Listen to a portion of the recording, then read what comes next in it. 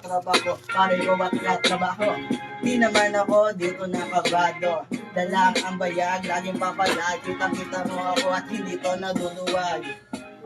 Pwede ka ba na dyan pumasok? Baka mamaya kasi sa gilid ikaw ay matusok.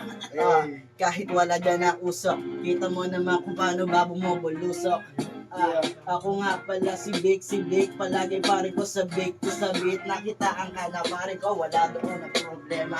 Kasi minsan ay dito meron na problema. Kung sino ang iyong nakaharap, iba si Vic pag sa harap na nagkarapan. Jonathan, pwede ko ba ako nasampulan? Mapakita ang kitaan ng lamang ko, pare ko, dire-diretso, lagi yung nabit. Happy birthday nga pala sa bago doon na pagupit. Pare ko, ano yung hairstyle? Pwede ba kita mamaya na mag-dog style?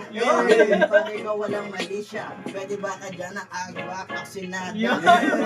Banayad ang tirada. Kita mo naman na para bang pinipinta ang kulay. Pare ko ng atin na buhay. Sana nakasama kita minsan doon sa hukay. Pare ko doon sa hukay. Kita mo naman kung sino ba ang bumubuhay at uwang patunay na taga-rilis pa si Vic.